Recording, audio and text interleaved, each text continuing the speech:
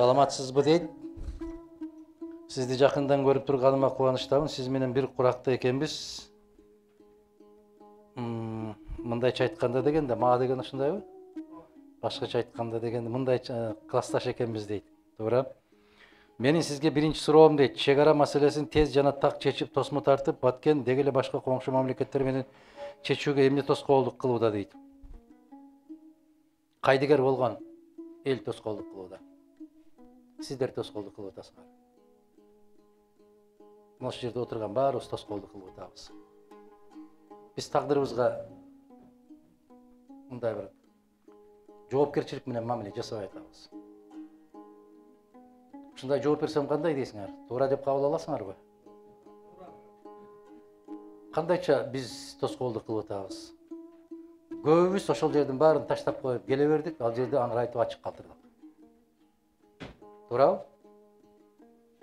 Көбүбүз шайлоо мезгилдеринде ошол маселелерди так даана чече турган азаматтарды көтөрбөстөн, мага чай куйду деген сезим менен, мен акча алдым деген сезим менен шайлоо атабыз.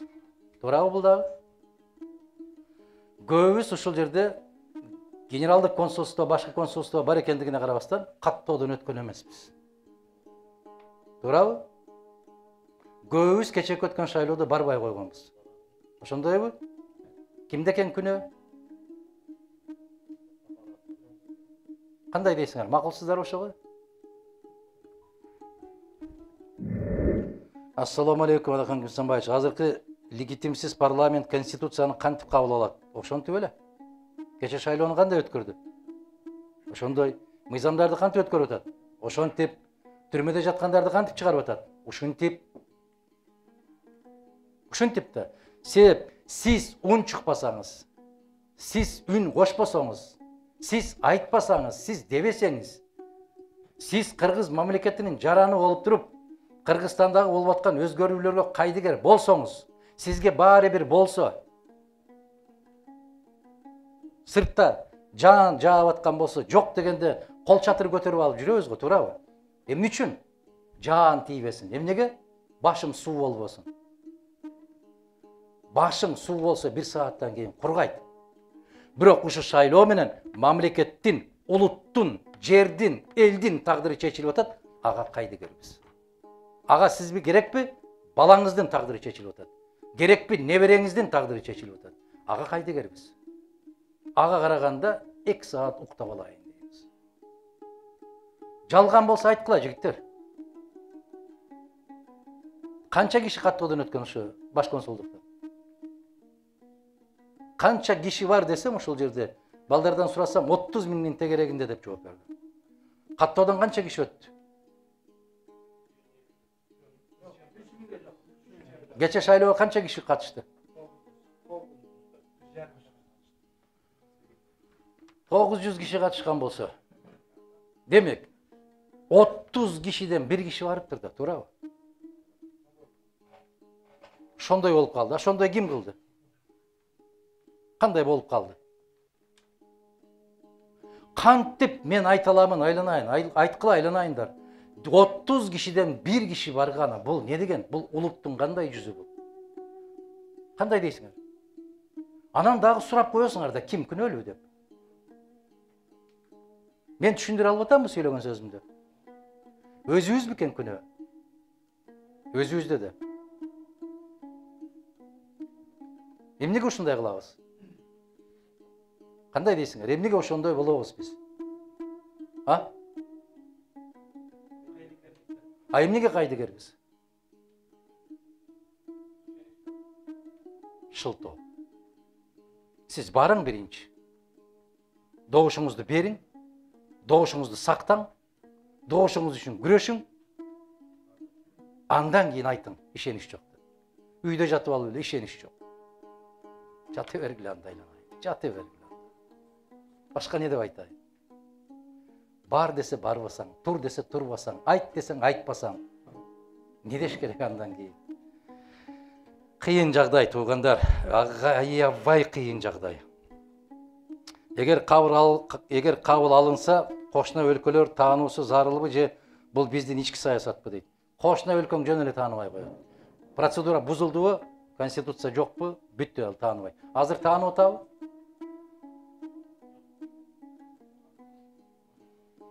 Кара тизме боюнча Россия президенти менен сүйлөшүп, мунапыс жарыяласа жакшы болмок.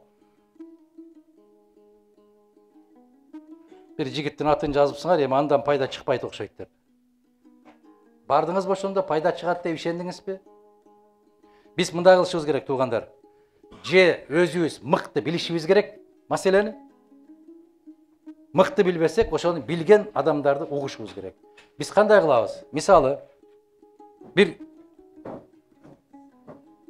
ачуу нерсе болсо, уу нерсе болсо, адамдын ден соолугуна зыян тийгизе турган нерсе болсо, ошону сөзсүз ичип көрүштүн кереги жок го, Себеп айтты да, бул уу деди да, бул ачуу деди, ага ишенебиз.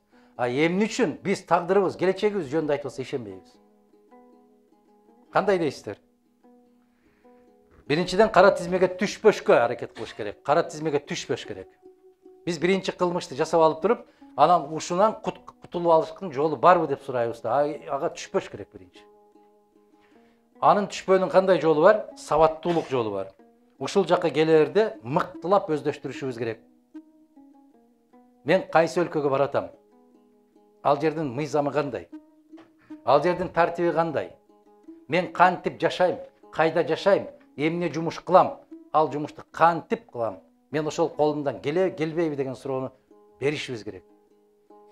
Мен кече Москвадагы жолугушууда айттым, көрсөңүздөр керек. Аябагандай чоң самолет. Бизде аба жайыбыздын дагы ошол самолетко чыгара турган баягы рукав деп койгону ага туура келбейт экен. Аябай чоң самолет. Boeing 777. Дал ушундай отуруп келдик. Дал ушу кандай отурсак, салонда ушундай отуруп келдик. Ошонун 30 отургучу бизнес класс экен. 27 кып-кызыл кыргыздар отуруп келдик. Бизнес класста. Баары сумка көтөрүп алган. Эмнеге кетип баратасың? Россияга кетип баратам. Туура. Билем, Россияга кетип баратасың. Самолет Россияга учуп атат. Эмнеге баратасың? Иш издей. Бизнес класста отуруп иш издегени келет. Билеттин баасы 70 000 бар экен. Аны кайдан алдың? Кредит. Биз бул жерге келип, жумуштап, ошол кредитти жаап, пайда көргөнүбүз кайсы? Кошунаң үй куруп атат. Үйгө жумушчу таппай атат. Кошуна өлкөдөн усталарды чакырып келип, ошолорду иштетип атат. Не айырмасы бар? Кандай дейсиздер? Сиздер салган акчага айылда үйлөр түшүп атат. Монол жерден тишибиздин кирин соруп, кордук көрүп, азап чегип, ач калып, ток калып, иштеп, акчаны таап атабыз. Анын рахатын ким көрүп атат? Башка жактан келгендер көрүп атат. Керек ошол? Мен өткөндө бирөө айтты эле да, ушундай десеңиз дейт, сизди жакшы көрбөйт дейт. Жаман көрүнсөм дагы ыраазымын. Тарых кийин баалайт. Мени бийлик деле жакшы көрбөйт. Биз азыр 90 жылдыгы келатат, кино тартып калалы деген кишини жакшы көрдүкпү тирүү кезинде? Жок. Бизде жакшы көрүү үчүн кетиш керек. Мен сиздерден суранам. Мүмкүнчүлүгүңүздөр болсо, колуңуздардан келсе, айланайындар, бул жерде 30 000 тапкандан көрө, ата-энеңдин колтугунда олтуруп, алардын мээримине батып, балаңды жыттап, агайының менен кучакташып, тапкан 10 000 берекелүү. Өз жериңде, өз элиңде, өз топурагыңда, өз сууңду ичип. Мен келаткан балдардын баарын көзүн карадым. Мени жаман көрбөгүлө. Айылдан качып келаткандар көбүрөөк. Ассаламу алейкум дейт. Улуу Аллахтын дайыма дуа кылабыз, дайыма ден соолукта болуңузду суранабыз. Амин, баарыбызга болсун. Эч качан биз сизди колдоодон чарчабайбыз. Кыргыз элинин бактына дайыма бар болуңуз. Рахмат. Баарыбызды бар кылсын Аллах. Азаттык радиосунун маалыматтары боюнча сиздин оюңузду уксак дейбиз. Кээ бирлери чыгып кетсин деп атышат.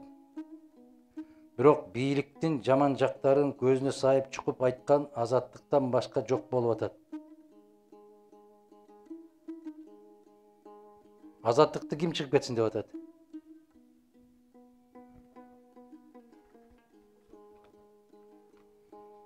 Чыгып кет десе чыгып кетет экен алар. Же до конца турабы экен? Токтонушубуз керек да менимче. Токтонуш керек, жигиттер. Токтонуш керек. Токтонуш үчүн эмне керек бизге? Илим керек, билим керек. Аны үчүн эмне кылышыбыз керек? Окушубуз керек.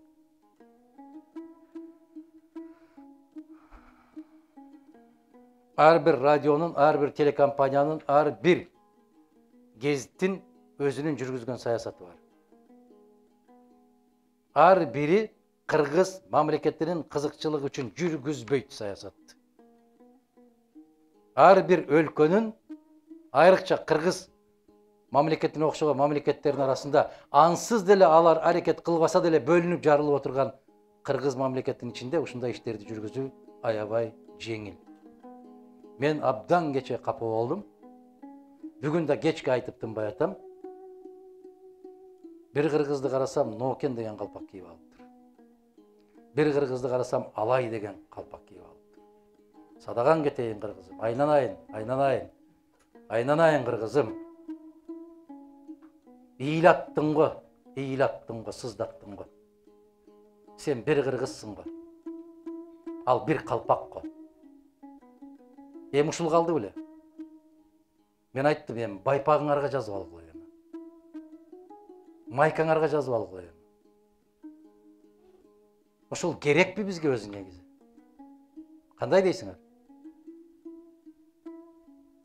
Мен айткан сөздү туура эмес түшүнүп атсаңыздар керек деп мен кыйналып атам. Туура эмес түшүнүп атасыздар. Анын эмнеси бар экен деп ойлошуңуздар мүмкүн. Бирок бул жакшылыкка алып келбейт. Эч качан жакшылыкка алып келбейт.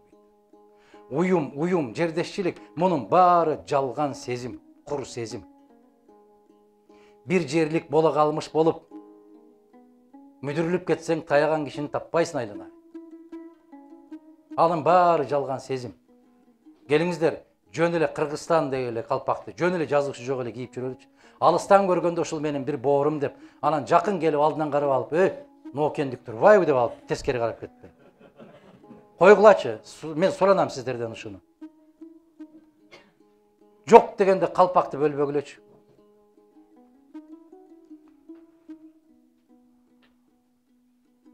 Урматтуу Одакан Кимсенбаевич, Питер шаарына кош келипсиз дейт, кушубак кылсын. Сизге чын ден соолук каалап, алдыда келер шайлоодо ийгилик каалайм. Рахмат.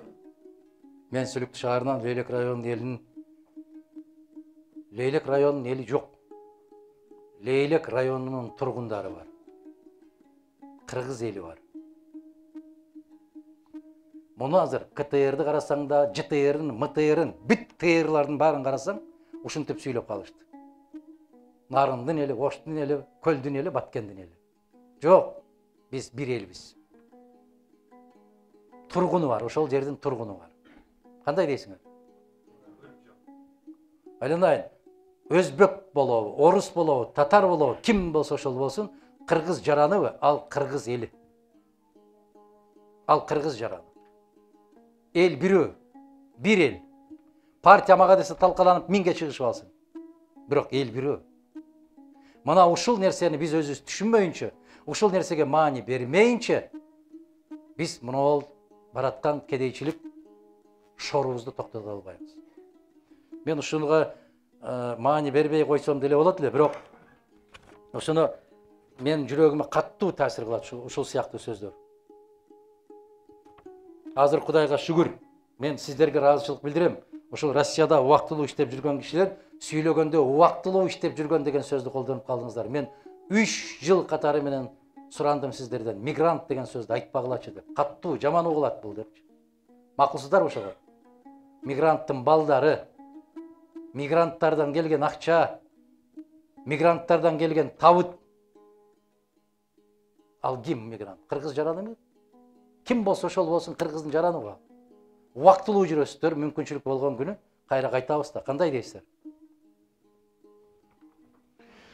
Ошон үчүн баардык нерсе сөздөн башталат. Сөздү жазаарда карап көрүңүздөр.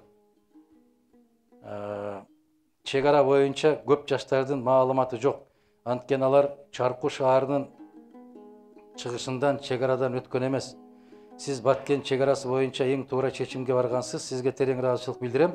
Сизди урматтоо менен Исабаев Шайдулла дейт. Рахмат Шайдулла мырза.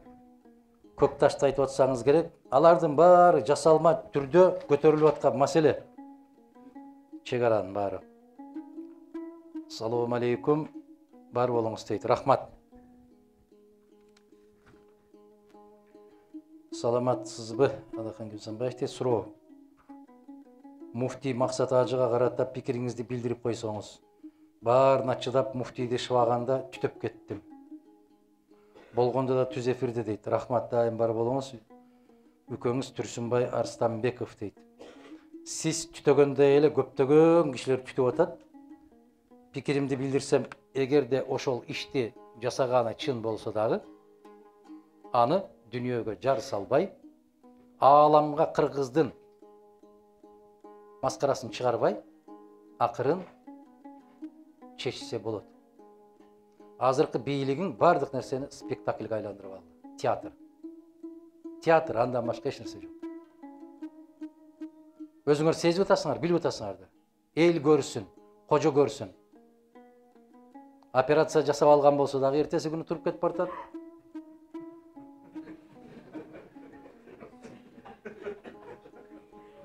Убактысы тар болсо дагы баары бир ушул футбол ойногонго убакыт таап атат.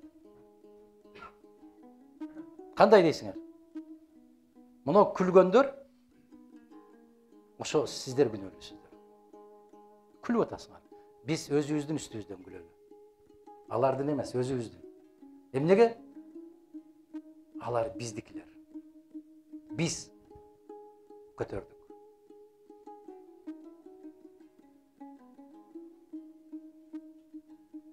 Геп киши жөнүндө эмес.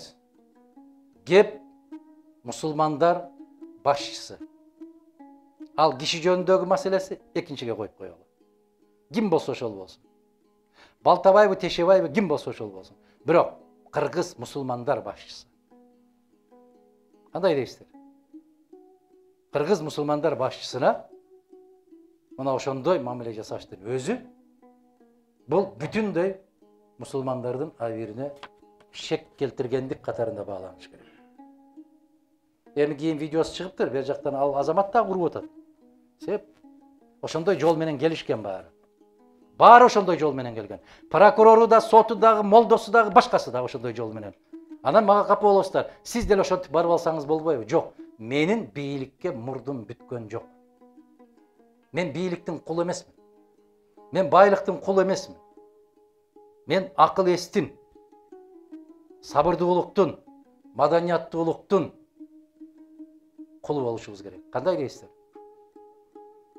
Эптеп эле барып алган киши билип коюңуздар. Канча жыл турса ошончо турсун, канча күн турса болсун. Бирок акырындагы азабы өтө каттуу.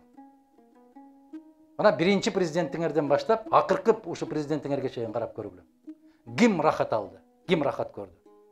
Биринчи президентибиз кайда? Жашоонун түрмөсүндө. Экинчиси кайда? Жашоонун түрмөсүндө. Үчүнчүсү кайда? Реалдуу жерде. Төртүнчүсү кайда? Жүрөк түрмөсүндө.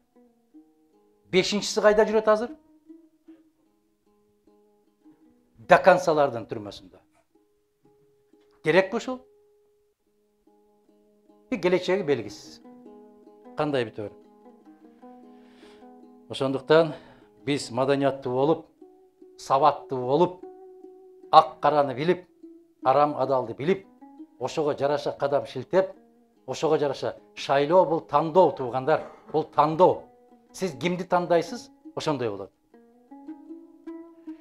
Саламатсызбы дейт. Эгер сиз президент болуп калсаңыз, эки качкын президенттерди Кыргызстанга алып, мындан башка маселе барбы бизде өзү? Экөөнүн башта 1 миллионго жакын сиздерге окшогондорду кайтарышыбыз керек. Же экөө кайтса бизге жакшы болобу? Бирок кайтышы керек. Алардын тагдырын, алардын артынан келген кишилер эмес, калың эл кыргыз мамлекети чечиш керек. Жакшы эмес ушу көрүнүш өзү. Эгер сиз президент болсоңуз, камбарата 1-2 ГЭСтеринин курулушун акырына чыгарып ишке түшүрүүгө саясий эркиңиз, бул кандай суроо бул? Саясий эркиңиз деген кандай? Мен саясий эркин болгондугу үчүн кандай гана кызматтарга чакырышпайт, барбайм.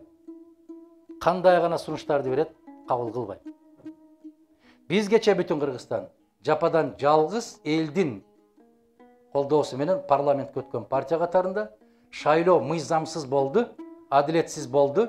Бул шайлоонун жыйынтыгын жокко чыгарыш керек деген жалгыз партия. Болбосо биз деле өтүп алып, тыйып отура берсек болмок. Мына Мекенчил деген азаматтар өтпөй калган. Өтпөй калып, аянтта ушундай будуң чаң болуп атканда, алар ошол бийлик менен соодалашып аткан. Муну эл билбейт да, көпчүлүгү түшүнбөйт дагы. Анан кыйкыра берет, булар кыйын экен. Жок. Баары бир арты кууш. Таза жол менен келбегенден кийин баары бир арты жакшылыкка алып барбайт. Камбарата 2 менен Камбарата 1 эмес, ушул нарын каскадындагы бир канча ГЭСтерди биз өз эркибиз, өз каражатыбыз менен курушубуз керек деп айтып келаткан кишилердин, саналуу кишилердин биримин мен, эчен жылдардан бери. Биз теңшерикке барышыбыз керек. Бирөөдөн акча алып курбашыбыз керек, туугандар. Биз алардын акчасына салдырып, ошону чогуу пайдаланабыз деген соодага барышыбыз керек. Биз силердин эсебиңерден карыз албашыбыз керек. Жок, кел ушуну саласың, өзүңүн каражатыңа саласың, иштетебиз, 20 жылдан кийин карызды актайбы? Актайт. Инвестиция актайт. Электр энергия актайт. Ошол акталгандан кийин Кыргызстанда кала берет деген чечим менен барышыбыз керек. Акчаны биз колубузга албашыбыз керек, алардын өзү көзөмөлдөш керек. Себеп ар бир тыйын алар көзөмөлдөп алат, өзү. Акчанын ээси. Бизге көрүп атасыздар, $600 миллион жакын акча коротуп, экинчи альтернативалык жолду курду. Ал жолдон не пайда бизге деп. Кезинде айттымбы мен? Айттым. $50 миллион 10 завод куруп койсо болот экен. Ошол заводдо иштеп, түшкөн пайда менен жол курасыңбы, той кыласыңбы, эмне кылсаң өзүң билбейсиңби? Азыр эми ошол 680 миллион очоюп карыз болуп турабы мойнубузга илинип? Турат. Не пайда көрдүк андан биз? Бирок ошол сөздү айтып чыкканда, ошол жерде отурганыңардын көпчүлүгүңөр деле мени жаман көрсөңөр керек. Жол курулуп атса дагы жакпайбы депчи. Силер билбейсиңер да, тууган садагам, билбейсиңер бул саясатты. Көбүңөр түшүнбөйсүңөр да. Чегара ачылып атат десе дагы аябай кубанды, кыйкырды. Анда не пайда сага чегара ачылса? Айткылачы.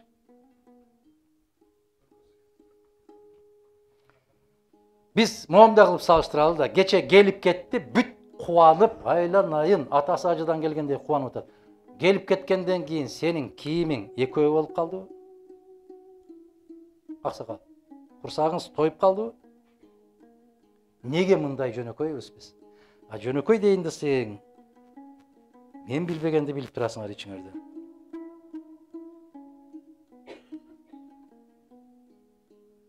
Келгениңиз үчүн рахмат дейт Кубанычбек мырза деген жазыптыр.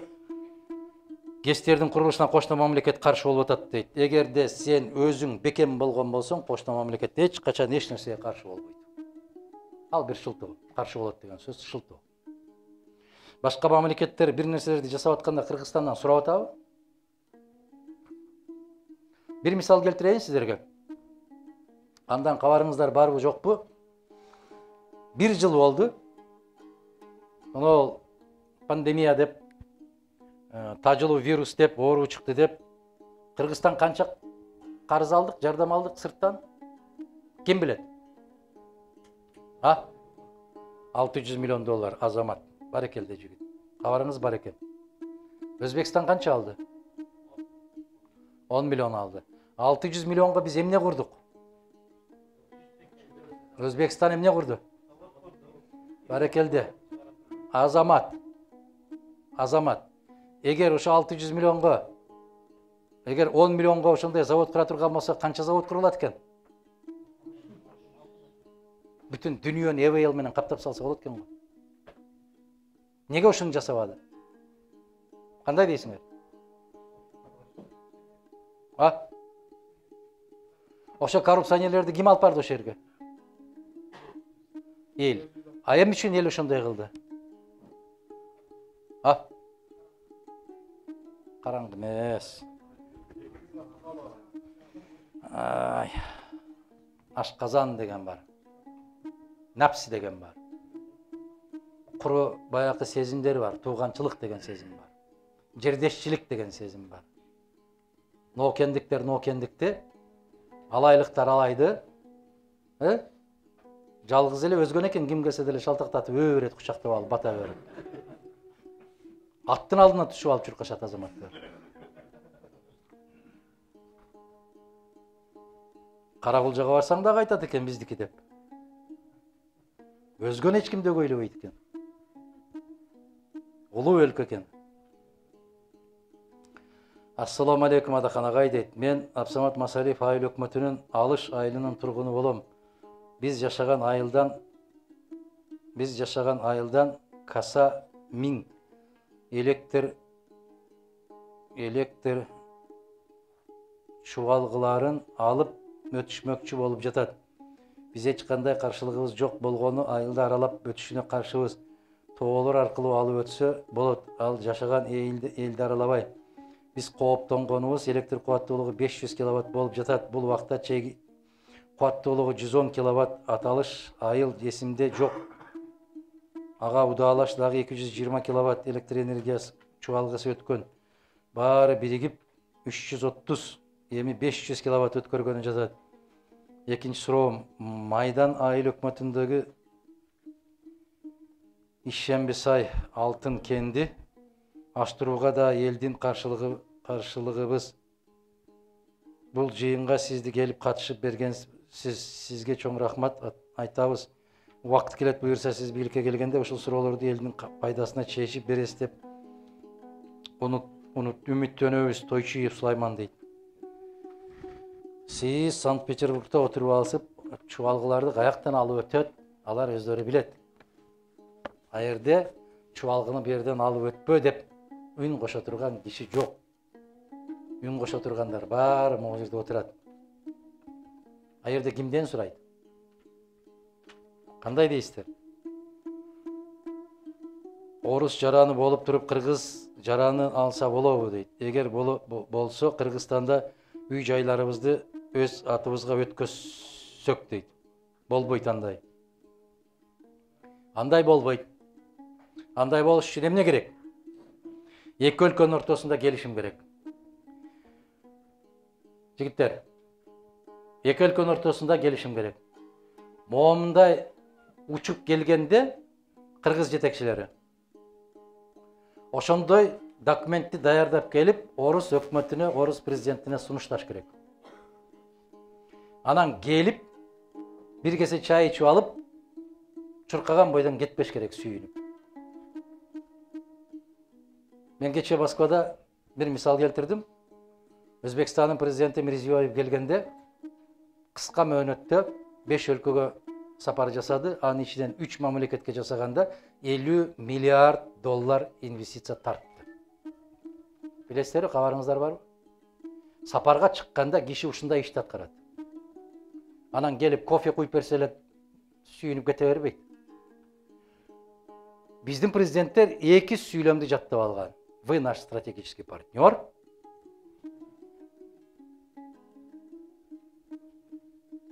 Мы вас ждем у нас в Кыргызстане. Аман эсен ушул сөздү айтып алса, бүттү. Калганга жетпей калат. Запас жок аякта.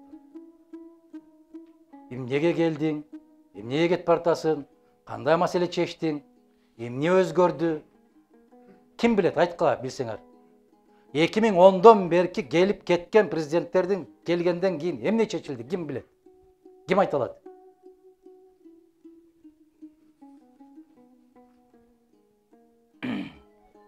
Салам алейкум агай, куш келипсиз. Питер шаарына дейт көптөн күткөн жолугушууга убактыңызды бөлүп келгениңизге чоң рахмат. Биринчи суроо десемби же сунуш болуп калабы? Сиз ар дайым Абсамат Масалиевичтин бир эненин көз жашын агызып бийликке келбейм дегенин принцип кармап келесиз өзүңүзгө дейт. Бирок андай дегениңиз менен бул бийлик башка бийлиги эл башына келип алып 1000 десем да аздык 100 000 деген эненин көз жашы агып жатпайбы? Сиз бийликке кандай жол менен болсо да келип алсас мындай болбойт эле. Закон иштеп өлкөбүз өнүгүү жолуна түшөт эле деген суроону бериптир. Бирок кандай жол менен болсо дагы барганга каршымын. Болбойт андай нерсе. Биз ошол кишинин айткан принцибине турабыз. Ал кишинин принциби бул мусулман баласынын принциби. Бул пайгамбарыбыз саллаллаху алейхи вассаламдын айткан осуяты. Өзүн өзү көрсөтүп жулунган киши менен Аллах бир болбойт дейт. Убактылуу кандайдыр бир ийгиликке жетишиши мүмкүн. Сиздер бул жерден отуруп алып эл катары ойлошуңуз мүмкүн. Азамат экен жетип алды деп, тагдырын билбейсиздер го эмне күтүп турганын. Биз ошентип бири-бирибизди кууп артынан келгенибиз отуруп калып, ушул күндү көрүп атканыбызды билип атасызбы? Мен ошого себепчи болушум керекпи? Жок, болгум келбейт. Себеп мамлекеттин жетекчиси ошол мамлекетте канча кишинин көз жашы акса, ошол көз жаштын баарына жооп берет. Акыретте бул дүйнөдө болбосо, бул дүйнөдө прокурорду, сотту, досторуну генерал кылып коюп алышы мүмкүн. Ал дүйнөдө прокурорду досуңду кое албайсың. Сотуң дос болбойт ал жерде. Ал жерде башка. Жигиттер, көбүнчө жаштар отурасыңар. Мен бул дүйнөнүн рахатынан баш кечкен кишимин. Мен акыретти ойлойм. Бул дүйнө өтүп кетет. Азыр аксакал канчага чыктыңыз сиз?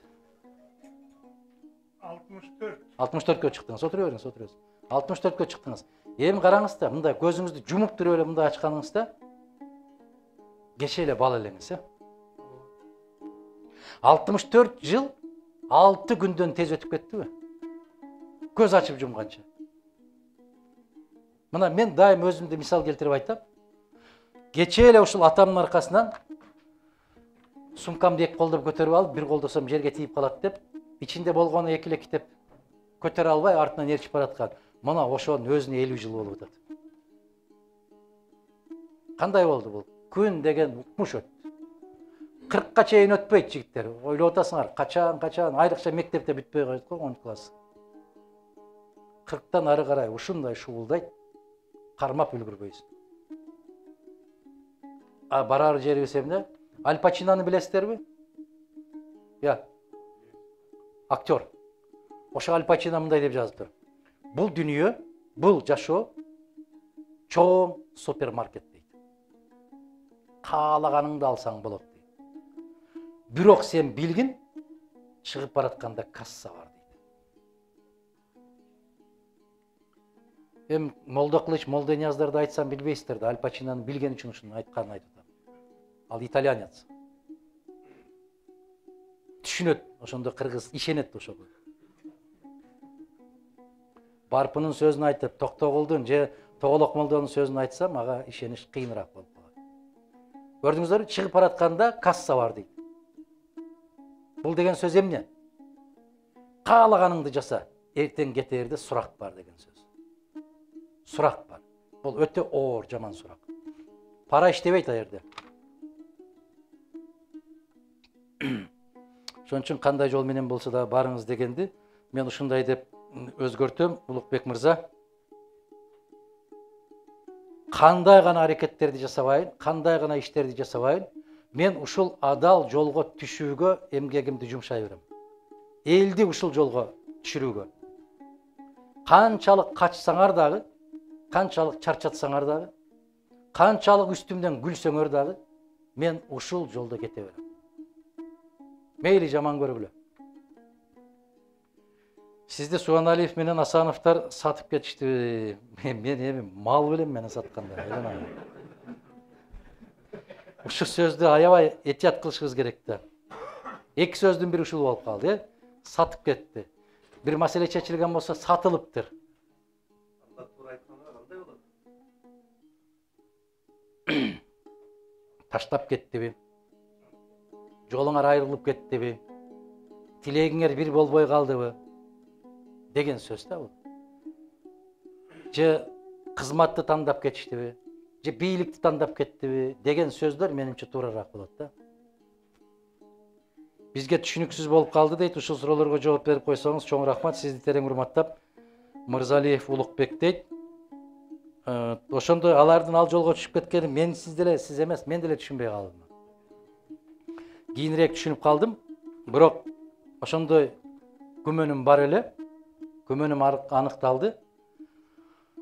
Мен дайым айтам го, менин жанымда турган киши же өтө тез кызматтан көтөрүлүп кетет, же өтө оор сыноого туш болот. Жөн жүрө албайт да. Ушундай. Эгер эле мен ушу кишиге кошулуп кетип бартам деген бир ишарат берип койсо, кызмат болуп калат. Эмне үчүн? Себеп алардын пейилинде, ниетинде Модумаровду жеке кармап туруш керек. Анан азыр адамдар, саясатчылар билип алды. Ким кызматка баргысы келсе, мага келгенин мени менен сүрөткө түшүп, жарыялап коет, 3 сааттан кийин аны чакырат. Чакырат. Мен бүгүн чакырайын деп аттым эле да, сенин деп туруп. Ассаламу алейкум, каркыра маселеси боюнча командаңыз кыска ролик менен баарын кандай болгонун түшүндүрүп берсеңиздер жакшы болот эле. Шайлоо алдында башкалар сатып ийген, жеп койгон деген көпчүлүктү алдап кетишет. Алдай берсин. Кыска ролик эмес, китептерди дагы чыгардык. Анын баары билет жалган экенин, бирок ошол мезгилде ишенгиси келет. Ушундай да. Биринчиден кош келдиңиз. Санкт-Петербург шаарына суроо. Бизди ойлонткон бир нерсе, сизди бул жолку шайлоодо да шайлап өткөрдүк мурункудай эле. Бул жолу БШКдан өтүп кеттиңиз. Мурунку шайлоолордогудай кылып добуштарды уурдап коюшчу эле. Эмнеге эл дагы шайлап сизди, сиздин партияңызды өткөрсө тааныбай койдуңуз? Элди ойлобойсузбу? Сизди канча жылдан бери шайлап келебиз, дагы шайлайбыз. Бирок сиз тынбай, бирок сиз тааныбай койдуңуз. Бул сиздин конституциялык укугуңуз болчу. Сиз ошол 14 адамды алып барып, сиз да талашып отурсаңыз болот эле. Эмнеге андайга барбадыңыз? Барыш керек болчу. Баары бир башкалар кирип олтуруп алышты деп бир боордошубуз жазган экен. Мен андай жолго бара албайм дегендин жообун азыр айтып бердим сиздерге. Менимче түшүндүңүздөр. Жана жоопту айтканга чейин жазып аткан болушуңуздар керек. Бир мисал айтайын сиздерге. Мыйзамсыз шайлоо өттү ал жерге. Мыйзамсыз барганда ошол 14 киши деп бул сооротмо. Эки партия бир энеден бир атадан, үчүнчүсү гана өгөй болчу. Ошол бир ата бир энеден эки бир тууган барды. Алар экөө 91 добушка ээ болду. Бул конституциялык добуш. Ал жерде бүтүн Кыргызстан барсынбы, жоксунбу баары бир. Билгениңди ала берет, билген кнопканы баса берет. Мен сиздердин алдыңыздарга келгенде, сиздер мени карап туруп, көздү ушундай каттуу оодарып туруп сурайсыңар. Ошол жерде элеңиз го. Деп турабы? Мына азырга чейин сиздер айтасыздар го. Бакиев менен иштедиңиз го, иштедим. Бирок кантип иштедим? Эмне кылып иштедим? Көбүнө кызыктырбайт. Алар менен кеп адамда экен го, ишинде эмес экен го.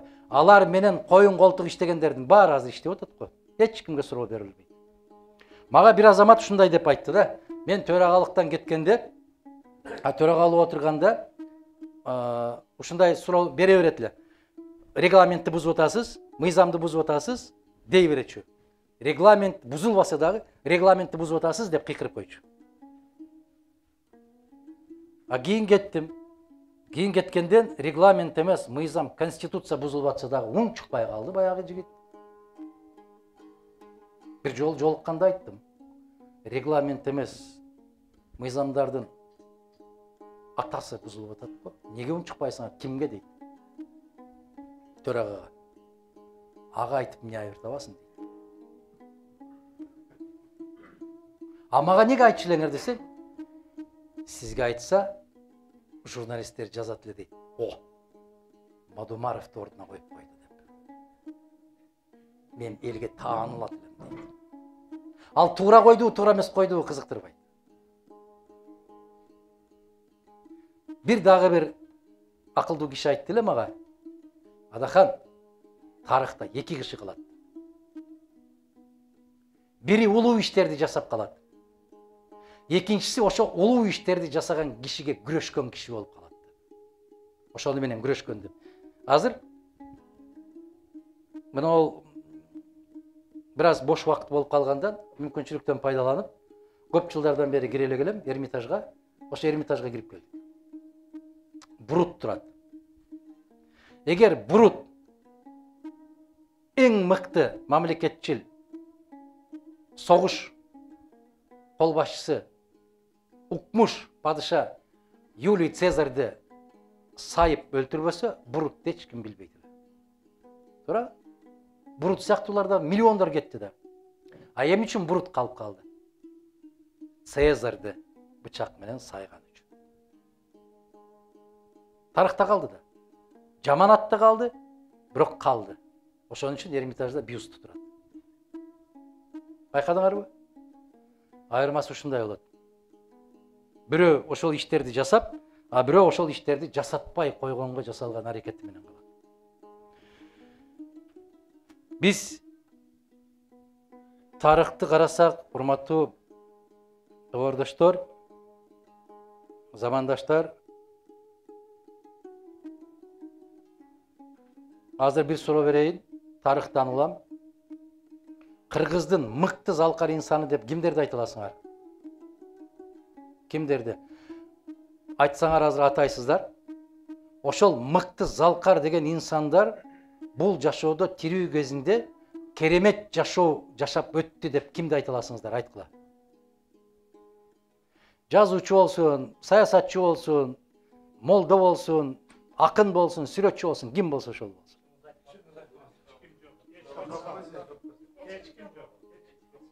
Макул, мен Чыңгыз Айтматов деген кишиге жооп берейин.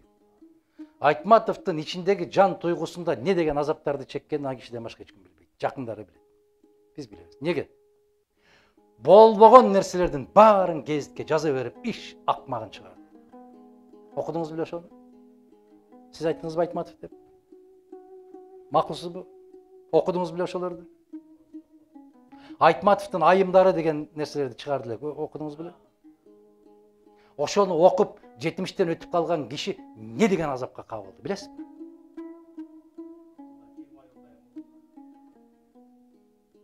Дагы кимди айтасыңар? Мыктынын мыктысы ушундай рахаттанып өттү деп. Кимди айтасыңар? Эмнеге? Бизгече могу жерде Эмил чыгып кетти окшойт.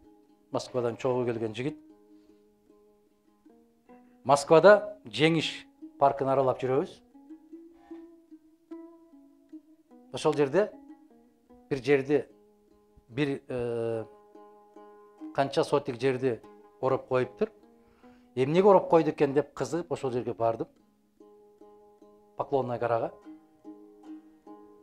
Бул жерге армян эли, согушта каза болгон армяндардын урматына өзүнүн баягы несин орнотот экен.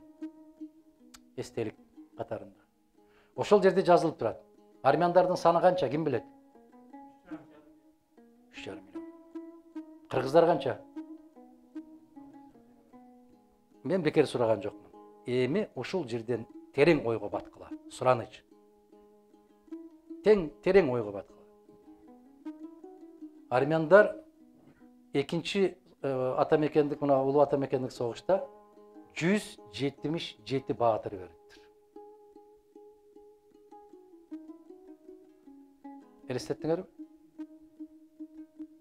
Бизде канча?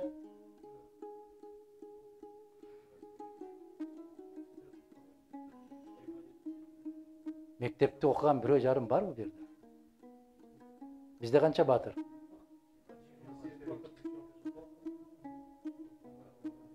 Токтоткула. Токтоткула. Аны да токтот. Канча баатыр бар?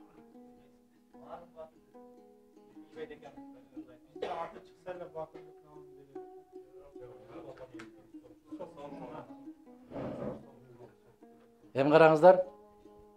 Ушул Улуу Ата Мекендик согуш эң адамзаттын тарыхындагы чоң апаат. Мына ушунун тарыхында 12 баатыр бар. 12 баатыр бар. 177 12. Согуш мезгилинде бүгүнкү 6 миллион калктын ичинен канча генерал бар эле согуш мезгилинде? Кыргыз. Ким? Аны айтып берсем дагы кийин айтасыңар. Аны да кыргыз кылып берди деп. Билбесеңер мындай кылалы. Баягы мектепке жиберген балдарыңардай болбой, билбейт экенбиз деп эле отурган жакшы. Туура эмес болуп калса, ий деп жер чукуп кайып. Караңыздар. Армяндарда 74 генерал бар экен.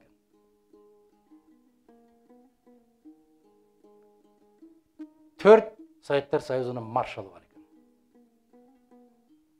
1 адмирал бар экен, бир канча контр-адмирал бар экен. Неге ушул мисалды келтирдим? Не деп ойлойсуңар? Неге? Неге ушул мисалды келтирдим?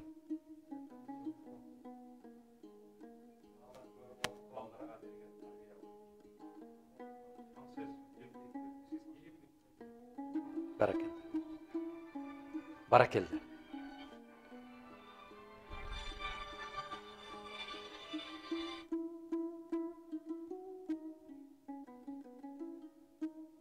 Бул улуттун сапаты. Санда эмес, сапатын дегендиңиз. Сапат. Бүгүнкү заманды карайбыз. Керемет кинолор чыгып атат. Караңыздар. Армяндар, азербайжандар, грузиндер, дагестандар, өзбектер катышып атат. Моомундай долбоорлор чыгып атат, теледолбоорлор, алар катышып атат. Биз кайдабыз? Кайдабыз биз? Неге? Спортты карагыла. Бар аралашып атат. Биз кайдабыз? Ушу келгенде эле, ушу жака кирип атканда эле ошону өчүрүш керек да биз. Чындыгындачы. Эгер сыйласак, бири-бирибизди сыйласак, өчүрүш керек. Сөзсүз чыккандан кийин өчүрүшпөш керек. Эмне үчүн ушундай болуп чыкпай атабыз? Элестетпейсиңер? Караңыздар, бир нерсе десе каражат жетишпейт дейт. Ушул бир темирди алып эле улам-улам көтөрүп, машыгып Каныбек Осмоналиевдин чыгышы мүмкүн эмес азыр. Ага да каражат керекпи, же ага да зал керекпи? Командыдан чыкпайт. Эмнеге билесизби? Мен кече ушундай кылып айттым да, биз футболдон чыгабыз деле жок деди. Эмнеге дедим? Эч качан ыңгайлуу пасты бербейт. Кече Испания биринчилигин көрөсүңөр, Франциянын карайсыңар, башканы карайсыңар. Ошол дарбазанын алдына келип туруп, ыңгайлуу турган кишиге топту узатат. Ошол тебет. Биз өзүбүз тебебиз. Бизде жамааттык түшүнүк мүмкүн эмес экен да. Жекеден чыга бербейлиби анда? Ат мингенди билбейбизби? Сууда сүзгөндү билбейбизби? Штанга көтөргөндү билбейбизби? Бокстан билбейбизби? Эмнеге билбейбиз? Эмнеге чыкпай атабыз? Мана караңыздар, өткөндөгү Олимпиаданын көрсөткүчүн карагыла. Биздин кошуна мамлекеттер Казакстан менен Өзбекстан канчанчы орунду алды бокс боюнча Олимпиадада? Алтын медальдар боюнча канчанчы орунду алышты? 3-чү. Ар бир мамлекеттин ортосунан 3-чү болуп отурушту. Бизден жок дегенде коло медалга илиндикпи? Жок. Барып катыштыкпы Олимпиадага? Жок. Эми калганын өзүңөр ойлоңуңар. Чайнап бердим, оозуңарга салдым, бир жутуп койгула дагы. Ошол бир дары болсун. Ошол дагы кийинки жолугушууга чейин ой болгонго ошол көптүргү болсун. Энелер билет көптүргү экенин, бирок азыр кыздар деле билбейт. Сиз билесиз. Көптүргү деген ошол ачыткы ошол көптүрөт. Ошол уютку болсун. Эмнеге ушундай экенбиз деген суроого ойлоп жүргөнгө бир мүмкүнчүлүк болсун. Эмнеге ушундайбыз? Чындыгында же жаата албайбызбы эр манастын тукумдары? Же баякындай шпага менен уруша албайбызбы эр манастын тукумдары? Курманбектин тукумдары, Жаңыл мырзанын сиңдилери. Не болду? Жок дегенде ошондойдон чыгышыбыз керек го. Же чуркай албайбызбы? Не болду? Жалгыз чуркасаң болот го. Сатымкул Жуманазаров чыкты го Олимпиадада, а бүгүн жок го. Неге? Мени жигиттер ушундай суроолор аябай таш баскандай басат. Анан кийин баякындай ойлор кетет, биздин улуттук сапатыбыз каяка баратат деген. Көкүрөк басар кимиң бар десе эле азыр окуганы да, окубаганы да, билгени да, билбеген Айтматов деп эле кыйкырып коет, се бүттү да андай десе кутулат да. Айтматовдун кайсы чыгармасы бар десем, ошол жерден анан отурат. Макулсуздарбы? Өзгөрөбүзбү? Билбейм. Аракет кылабыз. Ооба дегенге дагы ишеним жок да. Жакшы. Суроолор бүттүбү?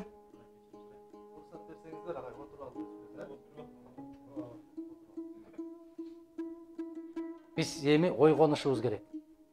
Аябай катты ойлонолу. Мына конституция деп кыйкырышып атат. Конституцияны мен кече Москвада отуруп бир мисал келтирдим, ушуну кайра кайталайын. Көргөнүңүздөр бар, көрбөгөнүңүздөр бар. 6 миллион калкпыз дедиңер. 40% алар балакатка жетпегендер. 60% балакатка жеткендер. Алар канча болот ошондо? 3 миллион 600 миң болот. Сиздерден сурабай эле эсебин чыгарып кете берели. 3 миллион 600 миң болот, балакатка жеткендер. Ошонун 90% макул кайдыгер дейли. Канча болот 10%? 360 миң болот. 10%, 90'ы мейли уктасын. Дүйшөнүн мектебине де барбаган болсун. 360 миң. 360 миңнин дагы 10% конституцияны түшүнгөн болсун. 36 миң. 36 миң барбы Кыргызстанда ошо конституцияны сүйлөгөн? Демек не болдук? Кандай улут болдук? Сабатсыз. Мына ушундай жигиттер, карындаштар, эжекелер, эми элестеткиле.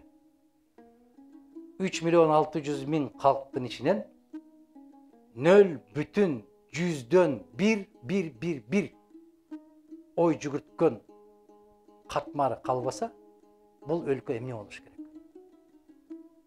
Мустафа Кемал эмне деди? Уктап жаткан эл же жок болот, же кул болуп ойгонот деди. Биз ошого баратабыз. Мейли жаман көргүлө, мейли жаман көргүлө. Бирок ушуну эскертип, коңгуроо кагып коюш биздин милдет. Жараткандын алдында дагы милдетим ушул. Калктын алдында дагы милдетим ушул. Өз абийиримдин алдында дагы милдетим ушул. Кандай десеңер ошондой дегиле. Мүмкүн башка саясатчыларга окшоп күлүп, жайнап, ырчыларды алып келип, чай коюп, сылап сыйпап, өзүмдүн ишимди бүтүрүп алып кетип калсам да болот. Мен сиздерге чоң нерсе таштап атам. Ой. Эгерде жок, бизде 360 миң же 36 миң ой жүгүрткөн адам бар десеңер, тургула айткыла. Мына кече конституцияга каршыбыз деп сүйлөтүп атат.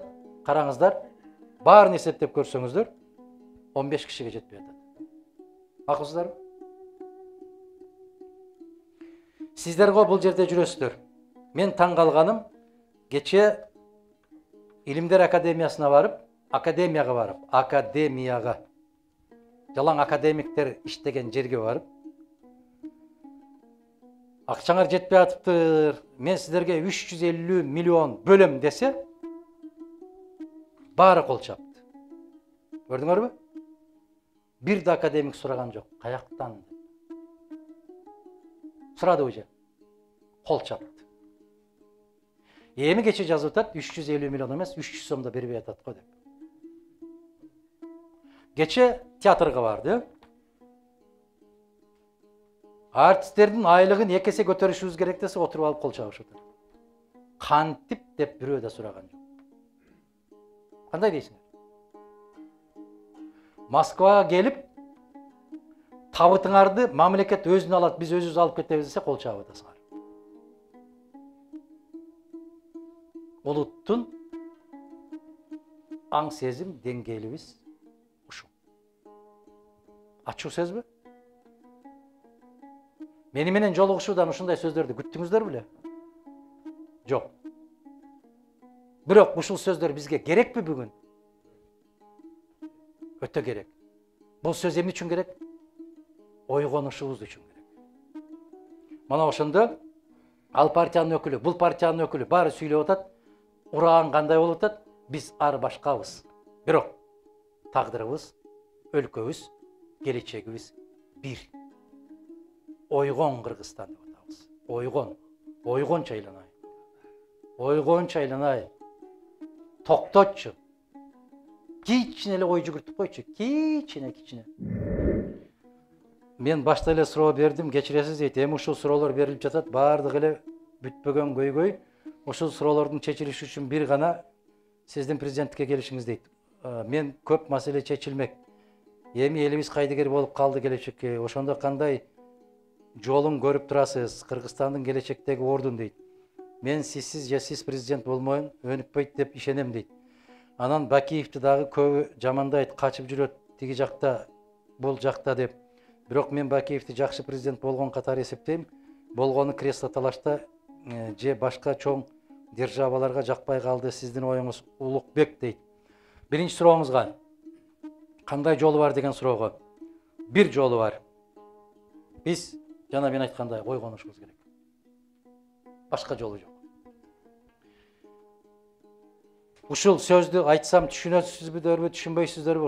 Ошондуктан бир аз этияттап атам.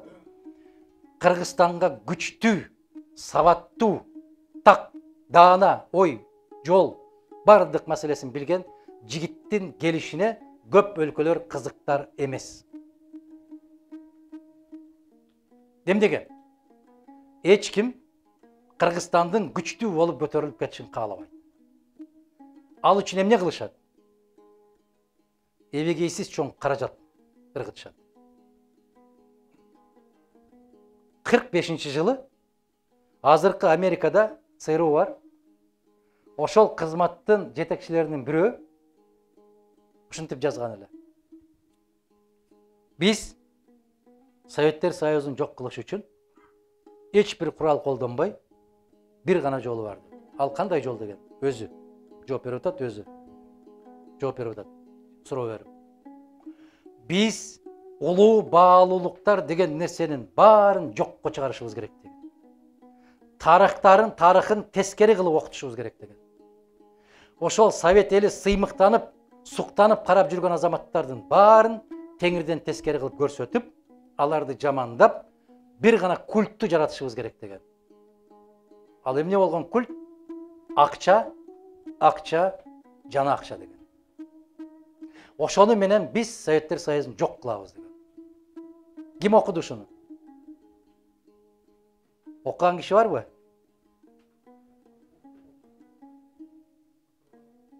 Мына караңыздар эми. Ошого алып бардыбы? Караңыз. 28 баатырды айтып калдыңыздар. 28 баатыр болгон эмес. Бул элди баатырдыкка чакырыш үчүн жазылган. Башка деген макалалар аябай көп чыкты. Өтө көп чыкты. Советтер Союзунда биринчи жолу төшүн дзотко тоскон ким болгон? Жарымгар Матросов дейсиңер, Жарымгар Матросов, Чолпонбай Төлөбердиев дейсиңер. Эми караңыздар. 43-жылы февралда Матросов тосуп атат, 42-жылы августта Төлөбердиев тосуп атат. Ким эрте? Ушунун баарын биз Матросов деп келдик. Эмнеге? Себеп окубадык. Архивди карабадык. Исхак Разаковдун атын 50 жыл атаганга тыюу салынды. Улуу инсан. Жусуп Абдрахмановдун аты, Баял Исакеевдин аты, Абдыкерим Сыдыковдун аты бүтүндөй бүт баарын эл душманы кылып жазып чыкты. Сиздин муун, биздин муун жакшы билет, жаштар билбейт. Кыргыз тарыхына Разаковдун, Абдыкерим Сыдыковдун, Абдыкадыр Орозбековдун аттарын түк киргизген эмес. Касым Тыныстановдун. Эми караңыздар, эми үчүн? Себеп эл өз ушундай мыктыларын билбеш керек. 90-жылдан баштап бүтүн биз сыймыктанып келген нерселердин баарын жалганга чыгарды. Азыр муну жаштардан сурасам, тескери жооп берет. Муну Айтматов баягы сенин атаң Дөнөнбай, сенин атаң Дөнөнбай деп чымчык сайрап жүрөт деп апанын тили менен баласына айттырып атат. Унутуп калба деп. Ал унутуп калып атат. Азыр биз кыргыз ошол деңгээлдебиз. Эми караңыздар, кызык, өтө кызык окуя. 37-жылы атылып кеткен кыргыздын мыктылары момундай деп сыздап кетти. Ага Сталиндин момундай да тиешеси жок. Бир нерсе десе Сталинди жамандайт. Сталиндин түк тиешеси жок. Архив ачылгандан кийин ошол мезгилдеки жогорку кеңештин депутаты бүгүн 87-ге чыгып аткан кыргыз эл жазуучусу Март Ашимович Байжиев деген бар. Ошо кишини Абсамат Масалевич чакырып, ушул архив ачылат, ошону жетектеп, агын ак, карасын кара кылып чыгарып бериңиз деп сунуштаптыр. Эмне үчүн? Себеп Март Ашимовичтин атасы Ташым Байжиев Манасты изилдеген инсан катарында ал дагы репрессия болуп атылып кеткен. Ушуга кызыктар инсанды таап, киргизип койгондон кийин ошол архивде отуруп алып, аябай чукулап издеп карап, бардык атылгандардын эмне максатта атылгандыгы карап чыкса, бардык атылган кыргыздардын аркасынан жазган ким экен? Азамат. Салиховду ким билет? Сиз билсеңиз керек. Жок, Лейлектен дейм. Билбейсизби? Мейли. Мына ошо киши дагы үйлөнгөндөн кийин кайнана кайнатасы каза болуп калып, оор жылдар бир тууган кайнысына алып келип, үйүндө өстүрүп, чоңойтуп, жогорку билимдүү кылып, аркасынан жазган ошол жигит экен. Байжиевдин артынан дагы Касым Тыныстановду билесиздерби эмне деп айтыптыр? Ал киши Март Ашимович дагы айтпай койду эле, мен интервью алып атпайм ошону. Кайра айттым, качанга чейин сылап сыйпап жүрөбүз. Ачык айтыңыз ким экен десек, өзүбүздүн алып деп көкөлөтүп жүргөн Токонбаев экен. Эмне деп жазыптыр Токонбаев Касым Тыныстановдун аркасынан? Тыныстанов китепке жазып атат. Ал билим берүү министри болгон. Ишенал Арабаев ким болгон? Алфавитти, ошондой кыргыз алфавитин түзгөн киши болгон. Касым Тыныстанов экен. Ошондой деп жазып атат Тыныстанов. Ородо даның толо болсо, короодо малың ток болот деп. Аны Алыкебиз эмне деп жазыптыр бияка? Бул ашыкча эгиниңди өкмөткө тапшырба деп атат. Орого толтуруп кой деп атат. Деп жазыпты. Деп бияка жазып атат. Балка. Биздин көзгө басар азаматтардын бүтүндөй баарынын аркасынан жазгандар жанындагылар. Исхак Разаковду дагы өкүртө жазгандар, президентте отургандар, өзү көтөрүп областка, районго, борбордук комитетке жетекчи министр кылгандар. Эмне каныбызда бар ушундай. Мыкты чыккан азаматтын баарын тынчтып турган өзүбүз. Азыр бүгүнкү заманда ошолор акчаны берип, муну жаздырат, сизди жаздырат, сизди жаздырат. Не деп жаздырат? Толгон токой жалган жашыкты жаздырат. Анан сиздер окуйсуздар. Ошол мездегилдей кыргыздардай болуп. Ой атаң нозурай, муну киши деп жүрсө бул да бүткөн турбайбы? Дейсиздер. Ошентип жек көрсөтүп, жаман көрсөтүп туруп, анан акырында жок кылат. Ошентип бизди өз колубуз менен эчен жылдан бери тазалап келатат. Натыйжада кимдер калды? Бүгүнкүлөр калды. Эмне болуп атат? Кагаз берсе окуй албай атат. Мындай элди башкарууга өтө жеңил болот. Кандай дейсиздер? Мына ушул жерде отурганыңыздар деле кече кийинкиде болочокто шайлоодо каяка баратасың? Эмнеге ушундай? Билбейм. Эмнеге ушундай кылып? Элдин баары айтып атпайбы? Бул баягы жоламандын жагдайы. Кандай дейсиздер? Өз энесине жаа аткан баланын образы бүгүнкү образ. Гел жарыкка чыгарып коёйн, гел тазалыкка баралы, гел чөгөлөбө, гел башка элкеге тең бол, башка өлкөдөн кем болбо деп жүр десе, жааны атып туруп ушундай атып атасыңар. Дүйшөн, гел балдарыңды окутуп коёйн, гел кыздарыңа тамга таанытып коёйн, гел сабаттуу бол, башка эл менен тең бол десе, арабанын дөңгөлөгүн алып сабаган кыргыз бүгүн базы. Бүгүн да ошолбуз. Жандай эмеспи? Ушул нерселер, урматтуу жигиттер, агалар, карындаштар, эжелер, көңүл бура турган маселе. Болду эми, кайдыгерлик менен ушул жерге келдик, жетишет. Бакиев боюнча суроо өрөтасыз. Эсиңизде болсо, менин принцибим бирөө.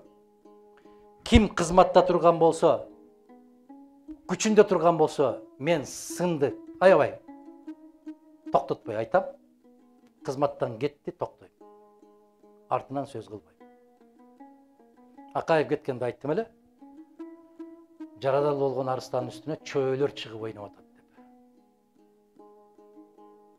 Бакиевдин этегин кармап, ошо кишинин костюмуна намаз окуп алып, бактылуу болуп жар салып жүргөн азаматтар кеткен күнү бул ушуну көрмөгө эле деп сүйлөгөндө дүйнөң оодарылат. Кече Атамбаев дегенде жанымды берем деген азаматтар бул жака секирип өтүп, соке бар экен, соке бар үчүн күн чыгып атат деп кеткенде бир дүйнөң түтөдү. Соке деп жүргөндөр 5 октябрь түнү бул жака чуркап өтүп, саке деп калганда экинчи дүйнөң өттү. Кече биримдик деп кыйкырып жүрүп, мекеним Кыргызстан деп кыйкырып жүрүп, тарс этип бул жака өтүп кеткенде үчүнчү дүйнөң кыйрады. Не болдук? Не болдук биз? Эл, улут. Не болдук? Кандай болдук? Ушулардын үстүнөн ойлонушубуз керек. Жигиттер,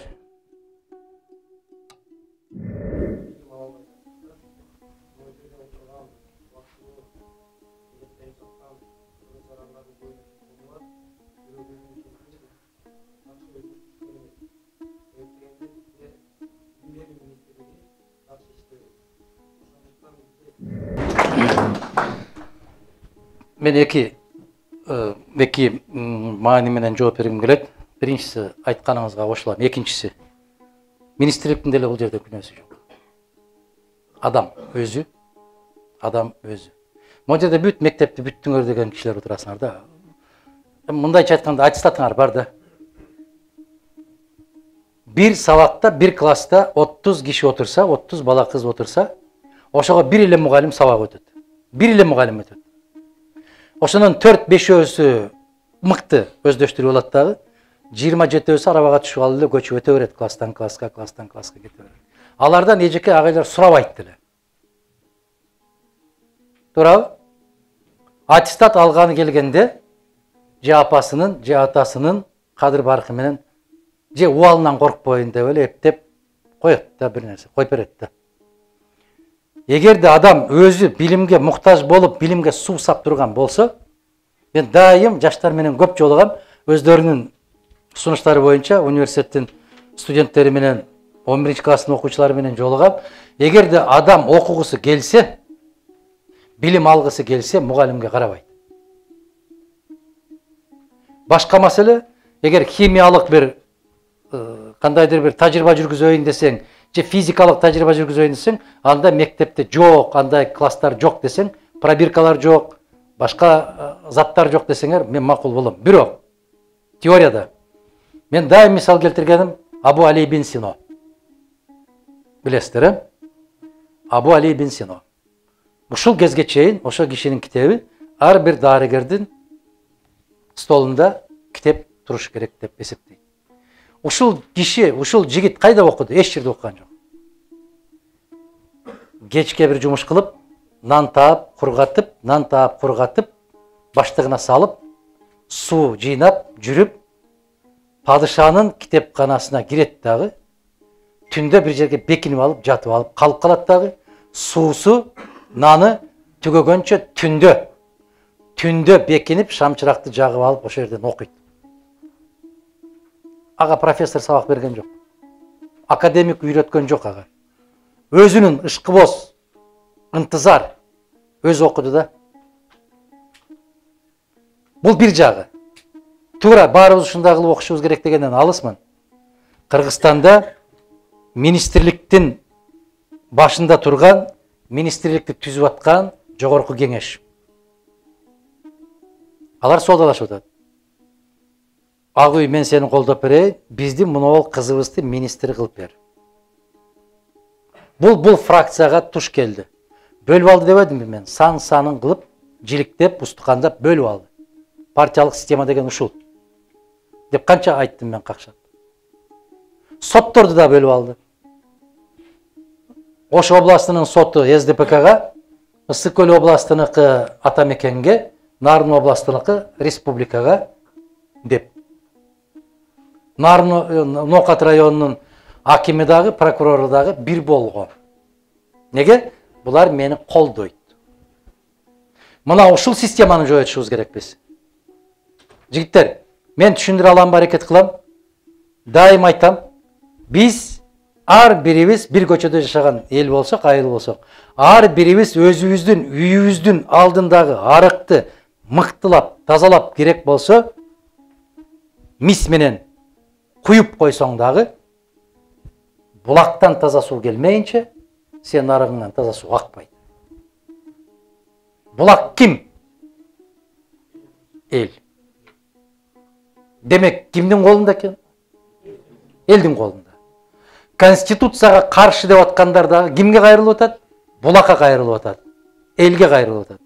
Эртең барып дагы мага баары бир да дебей, Конституцияны ойлон деп атабыз, ойгон деп атабыз.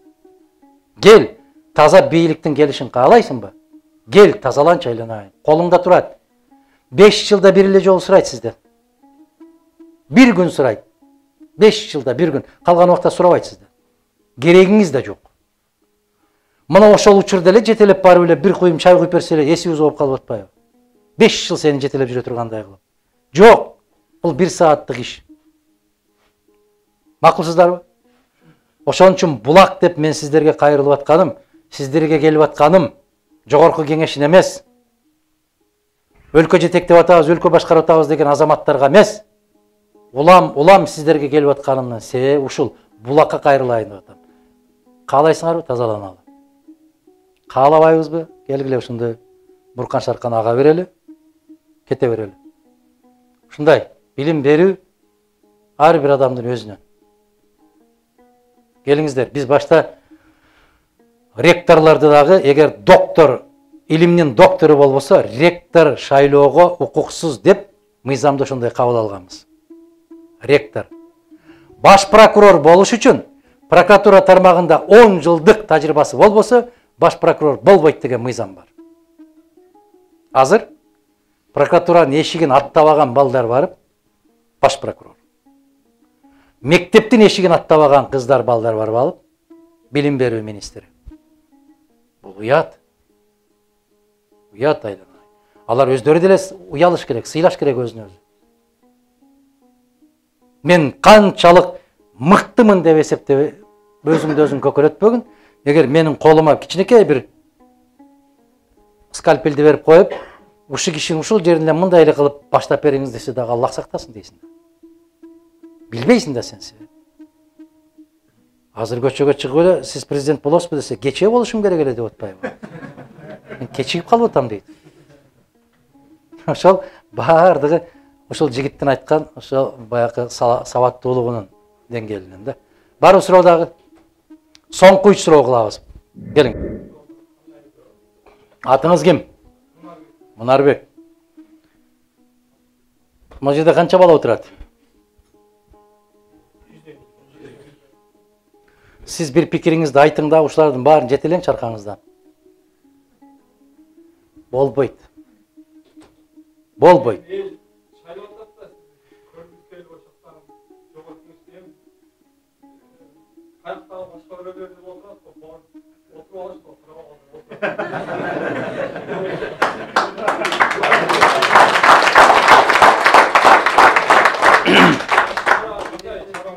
Oturup algandардын келечеги белгисиз да. Сиз кечигип калсаңыз керек. Кечигип калдыңыз. Мен аябай кенен жооп бердим бул суроого. Кайра кайталанбайлы. Келип, ошондой болуп 4-5 күн отуруп, мына караңыздар жанагы айыл чарба министри болгон жигитти.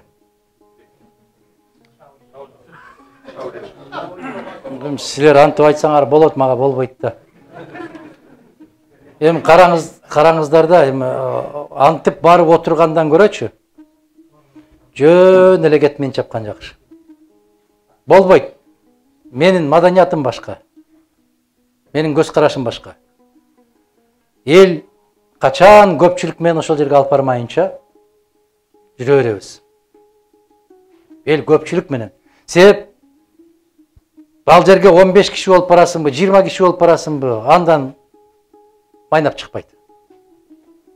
А бирок кийин жебеген самсага пулду төлөтө бересиңер да. Сиз деле отурдуңуз эле го деп, кантип түшүндүрөсүң? Сен отурдуң, сенин үнүңдү укпайт, сенин добушуң жетпейт, сенин күчүң жетпейт дегенге кантип түшүндүрөсүң? Болбойт андай. Анан калп эле күрөшүп аткан киши болуп, телевизордо бакырып-пикирип сүйлөп коюп, анан эшикти жапкандан кийин алардын кызматын кылып, мен антип жашай албайм.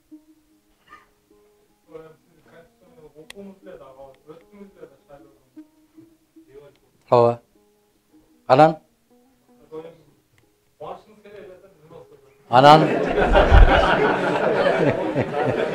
Кудай кааласа, аз калды. Көбөйө берели, анан кийин көрөбүз. Аз калды. Сиздики жолу.